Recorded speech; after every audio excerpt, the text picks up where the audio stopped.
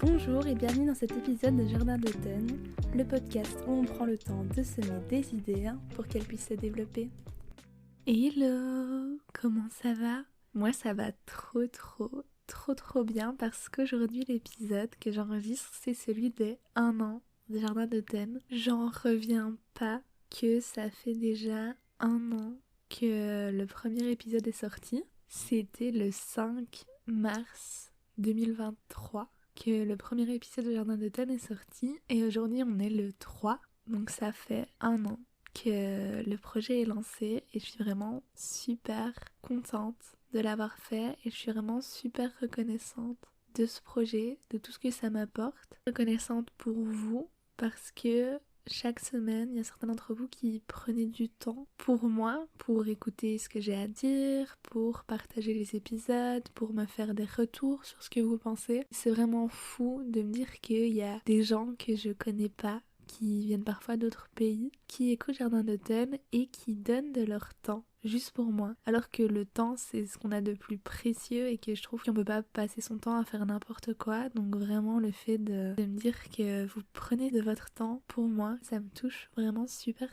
fort. Donc merci pour ça. Merci à tous ceux qui prennent le temps de faire des retours, de s'abonner, de mettre des petites évaluations sur les plateformes, enfin qui aident vraiment le podcast, c'est vraiment trop chouette. Jardin d'automne fête sa première année, mais j'espère qu'il y en aura vraiment d'autres parce que j'ai envie de mener encore ce projet un moment. Ça me plaît vraiment énormément de réfléchir à des sujets, de chercher des informations, de chercher des solutions à des problèmes que je pense qu'on est parfois nombreux à rencontrer. Donc vraiment c'est 1 an qui est passé super vite mais qui pour moi n'est que le début de Jardin d'automne du podcast.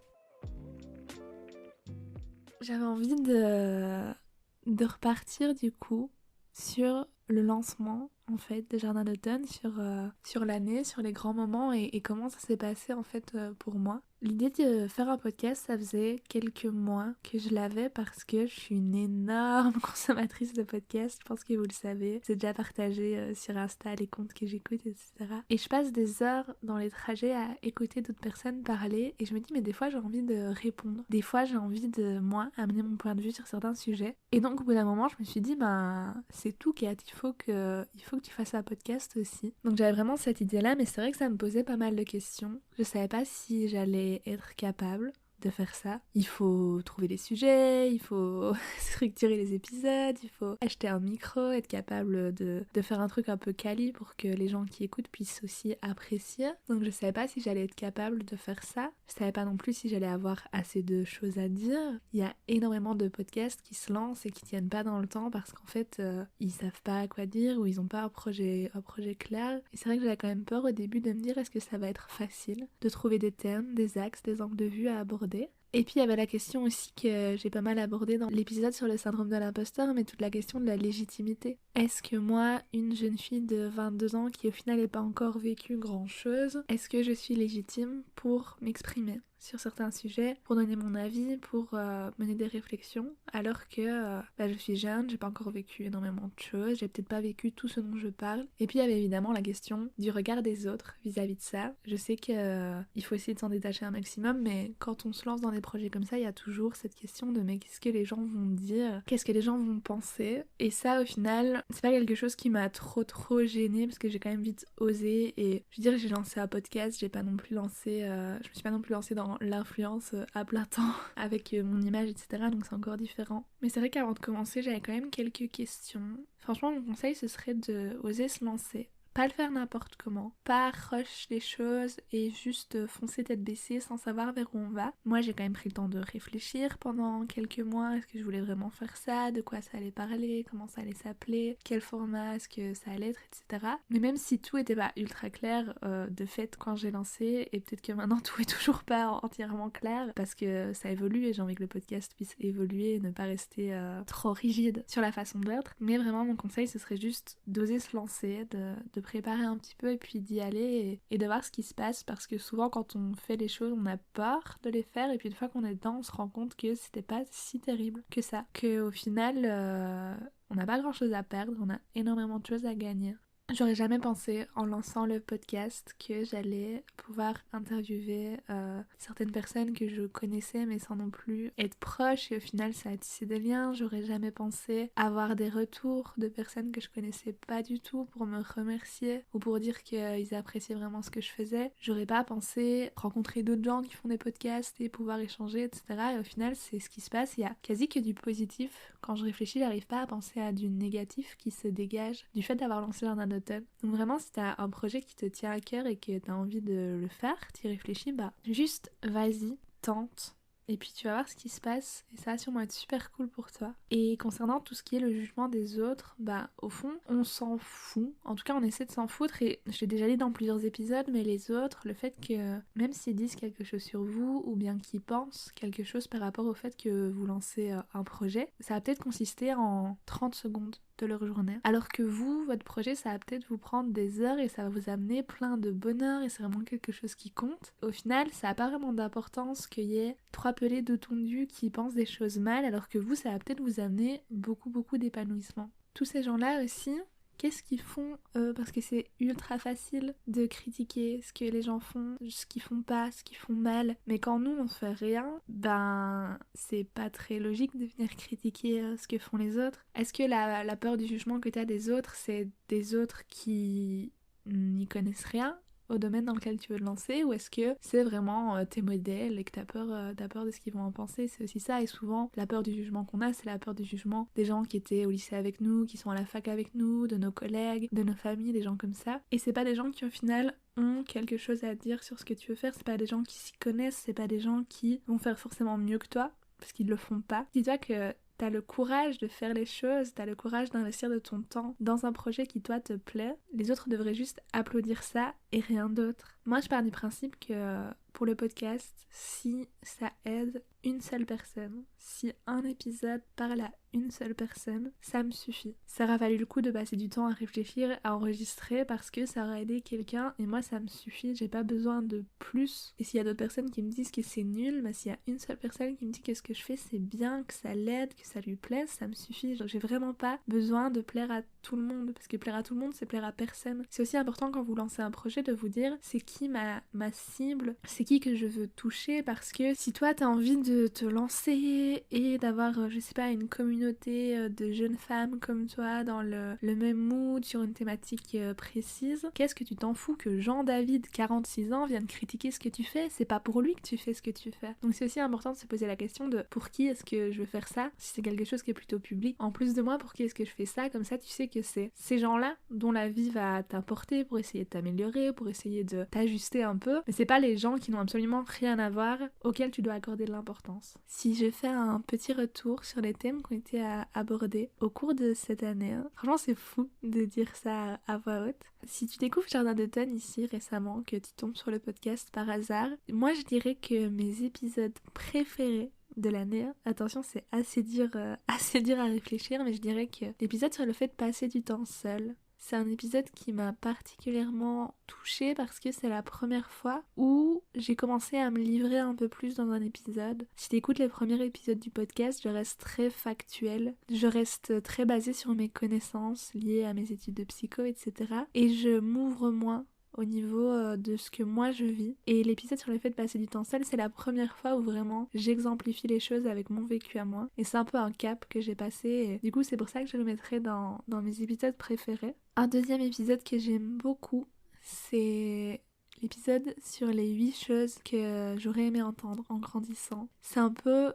8 mantras, 8 réflexions que j'ai au quotidien et qui me permettent de garder les pieds sur terre sur qui je suis, qui je veux être, et sur mes philosophies de vie un peu, pour rester bienveillante envers moi-même. C'est super facile de devenir trop exigeant, trop dur, de perdre un peu le fait de faire attention à soi, de s'aimer soi. Et c'est vraiment 8 petites phrases qui, je l'espère, ont résonné chez les gens qui ont écouté le podcast et qui résonneront chez les personnes qui l'écouteront encore. Et un troisième épisode que je te conseillerais, si jamais tu découvres Jardin d'automne, c'est un peu un combo, l'épisode sur le fait d'accepter le changement et l'épisode sur la réalité du temps qui passe. Parce que je suis dans une année où c'est ma dernière année à l'université, Je sais pas du tout ce que je fais après. C'est le premier été où je sais pas ce que je fais. D'habitude, je travaille à l'étranger. Là, c'est pas le cas. Je sais pas si je pars en voyage. Je sais pas si je travaille pour de bon. Je sais pas du tout ce que je fais. Donc, c'est vraiment beaucoup de changements. Et le passage un peu du stade adulte dans lequel je suis, mais toujours enfant, où je vis toujours chez moi, à devenir vraiment indépendante, adulte, payer mes impôts, ce genre de choses. Et donc, c'est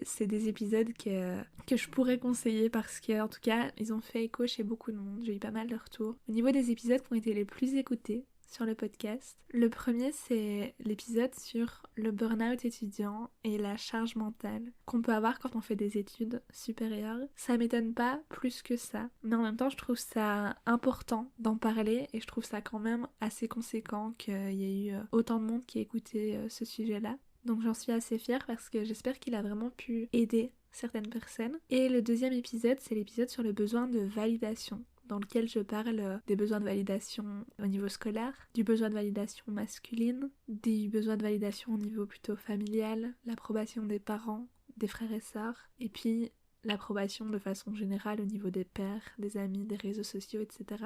Je suis super contente que ces épisodes-là, ils vous aient plu, ça m'a beaucoup plu de les faire aussi. Et moi, personnellement, il y a certains épisodes de cette année qui ont vraiment été des turning points, on va dire, pour moi. Vraiment des moments un peu à la croisée des chemins où le podcast m'a aidé moi avant de vous aider vous. Où Jardin d'automne, ça m'a permis de mettre des mots sur des choses que je vis, que j'ai vécues, sur des choses vraiment qui sont propres à moi mais dans lesquelles vous vous retrouvez aussi. Et ces épisodes-là, c'est celui sur le fait de pas savoir dire aux autres quand on va mal. Et ça, c'est vraiment une caractéristique assez forte de ma personnalité et ça m'a fait beaucoup de bien de pouvoir en parler et de pouvoir réfléchir à des solutions. L'épisode sur le droit à l'erreur, je pense que c'est vraiment important que tu écoutes cet épisode si jamais tu as tendance à être beaucoup trop dur envers toi-même et que tu as l'impression que tu n'as pas le droit de faire un faux pas. Et évidemment l'épisode sur le fait qu'on n'est pas ce qui nous arrive, parce qu'il m'a permis juste de mettre en lumière des réalités qui sont importantes mais qui ne définissent pas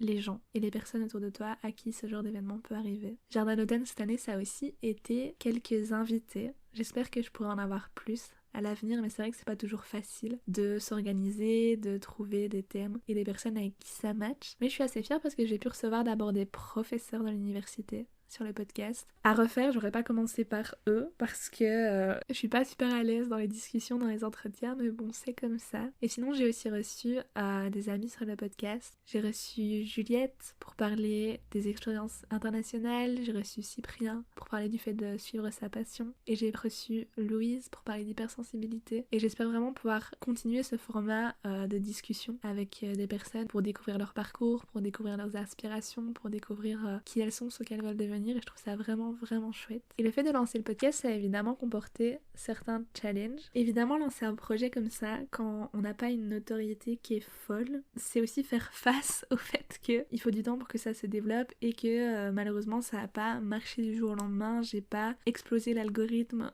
sur TikTok ou sur Insta qui a fait qu'il y ait des centaines de milliers de personnes qui soient tombées sur le podcast. Donc c'est vrai qu'au début, ça peut être peut-être un peu décevant d'investir du temps, des idées et de pas forcément avoir le retour qu'on aimerait en termes de nombre d'écoutes par exemple. Mais pour le moment, le podcast il est vraiment en train de se développer et j'ai plus du tout cette sensation là, et puis je fais moins attention aussi au nombre d'écoutes. Je fais juste attention à produire des épisodes qui me plaisent, qui me parlent, qui j'espère vont plaire. Et à nouveau, je me dis que si ça aide une personne, ça me suffit et j'ai pas besoin qu'il y ait 500 personnes, 5000 personnes qui écoutent un épisode. Et je pense que c'est là toute l'importance de se souvenir pourquoi on fait ça, parce qu'on est dans une société où les chiffres c'est important, la fame c'est important, le nombre d'abonnés, le nombre d'écoutes, les statistiques de façon générale c'est important. Et c'est vrai qu'un de mes challenges c'est d'essayer de faire grandir le podcast. D'ailleurs, n'hésite pas à le partager autour de toi, à le noter, à t'abonner sur Instagram et à partager les épisodes qui te plaisent. Mais au final, c'est pas le plus important pour moi. Je préfère avoir une petite communauté de personnes qui sont au rendez-vous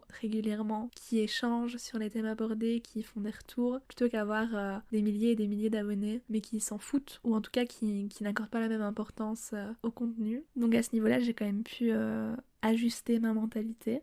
Un truc auquel je m'attendais pas forcément, c'est le fait que quand tu lances un projet, en fait, t'es tout seul à le lancer. Et que même si au début, ton entourage a la hype et partage les choses, très vite, tu te rends compte que c'est ton projet à toi et donc t'es tout seul dedans. Malheureusement, tes proches sont pas aussi présents que ce que t'aimerais. Alors je dis pas que c'est le cas pour tout le monde, mais moi en l'occurrence, c'est un peu le cas. Et c'est vrai que j'étais un peu déçue de voir que certaines personnes vraiment proches n'étaient pas plus à fond, ne demandaient pas plus de nouvelles, ne me faisaient pas plus de retours ou autre. Et je pense que ça fait partie du jeu aussi de se lancer dans quelque chose seul. Mais au final, il y a eu tellement de personnes qui ont contrebalancé. Il y a des gens que je ne connais pas qui écoutent le podcast toutes les semaines, qui réagissent aux stories, qui font des retours sur le contenu des épisodes, etc. que ça n'a pas vraiment d'importance parce que je sens que petit à petit, il y a une petite communauté qui se crée autour du podcast et c'est trop cool. Mais c'est vrai que c'est quelque chose qui a été assez challengeant et je suis pas du tout formalisée là-dessus et je suis pas du tout fâchée ou quoi que ce soit. Enfin, c'est juste normal, c'est la vie. Mais c'est vrai que c'est assez rigolo de réaliser en fait que quand tu fais des choses comme ça, t'es tout seul.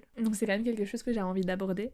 Et il y a beaucoup de personnes, souvent, quand on parle du podcast, qui me demandent mais comment est-ce que je fais pour trouver des thèmes, pour trouver des épisodes chaque semaine. C'est pas du tout un problème au final, et je pensais que ça en serait un, mais les thèmes qui sont abordés sur Jardin d'automne, ils viennent de vraies questions que je me pose, de choses qui m'arrivent, de discussions que j'ai avec mes amis, avec mon copain, que j'ai au travail par exemple. Et finalement, ça vient assez naturellement de pouvoir réfléchir à ce que je vais aborder, surtout que du coup, je consomme beaucoup de podcasts, ça me donne des idées, je lis, je vis. Au final, je pense que c'est souvent par ce qui se passe que je trouve les thèmes. En tout cas, n'aie pas peur forcément de le lancer, juste parce que t'as peur de pas trouver des choses, puisque les choses elles viennent à toi et l'inspiration, tant que tu te laisses un peu de temps, ça ira. Pour fêter, entre guillemets, l'anniversaire du podcast, je vous ai demandé sur Insta pour vous ce que ça représentait Jardin d'automne, c'était quoi pour vous, et vous avez été quelques-uns à répondre, donc je vais vous dire un peu ce que vous avez répondu parce qu'au final, célébrer l'anniversaire du podcast, c'est aussi vous célébrer vous, ceux qui écoutent. Donc dans les réponses que j'ai reçues,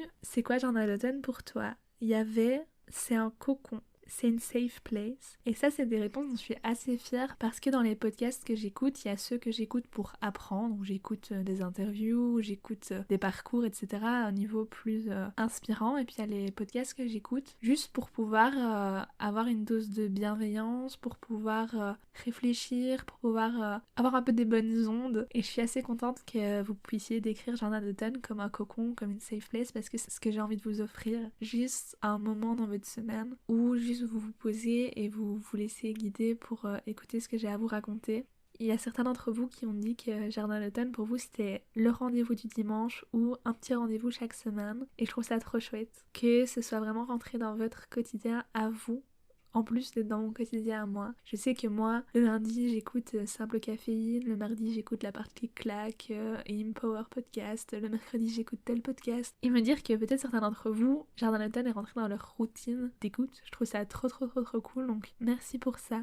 Vous avez aussi dit que ça vous permettait de réfléchir sur certains sujets, comme si vous en discutiez, que Jardin d'automne, ça vous permettait d'avoir une dose de bienveillance et des explications sur certains sujets. J'ai eu un message d'une de mes copines qui a dit que pour elle, le podcast, c'était sa meilleure amie qui s'épanouit et qui transmet son expérience avec beaucoup de douceur. Donc merci pour ce message-là, ça me fait trop plaisir. Et c'est vrai que au travers des épisodes, je suis passée de vous transmettre un peu mon savoir à un mélange entre mon savoir, mes recherches, mes expériences pour essayer de faire écho chez vous dans ce que je vis, dans les questions que je me pose, d'être bienveillante autant que se peut parce que au final on est tous paumés, on essaie tous de juste s'en sortir dans la vie et ça sert à rien d'être dur ou d'être culpabilisant et d'avoir des discours de c'est juste question de motivation, de détermination, de discipline, etc. Je respecte totalement les gens qui pensent comme ça mais c'est vrai que la vie c'est quand même vachement plus compliqué que ça et déjà être content de faire de son mieux, je trouve ça suffisant et ça me rend trop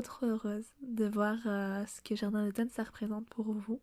Le fait de lancer le podcast, ça m'a aussi permis d'avoir un vrai shift, un vrai changement dans ma façon de penser par rapport au succès et surtout au succès des autres, au fait d'être envieux et peut-être jaloux. Dans le passé, j'ai pas forcément été jalouse de la réussite d'autres personnes, mais j'ai peut-être un peu envié, été un peu la personne justement qui est dans son canapé, qui fait rien et qui est là genre en mode c'est facile, en fait c'est pas le cas déjà. Et quand moi j'ai commencé, j'avais envie de plus, j'avais envie que ça marche, j'avais envie que ça me tombe dans la main. Et c'est vrai que je pouvais ressentir de l'envie envers d'autres podcasts, d'autres personnes où je voyais que ça marchait, avancé, où je voyais qu'il y avait des podcasts qui sont lancés en même temps que moi ou après moi et qui marchaient mieux, ou des choses comme ça, et ça pouvait me frustrer. Et maintenant c'est plus du tout le cas, et j'ai vraiment changé d'une position où je pouvais être envieuse, d'une position où je suis admirative et où j'encourage et je soutiens. Et je me suis interrogée par rapport à ça, à ce sentiment d'envie, de jalousie. Et ce sentiment-là, il vient de sentiments d'insécurité et de comparaison. Je pense que c'est sûr que quand on lance un projet, on va le comparer à d'autres choses qui sont similaires. C'est normal, c'est humain. Mais c'est vrai que du coup, quand on se compare et qu'on voit que d'autres ont des choses que nous on veut, on peut du coup être envieux, avoir l'impression que c'est pas juste. Au lieu d'être fier des gens et de les soutenir, on peut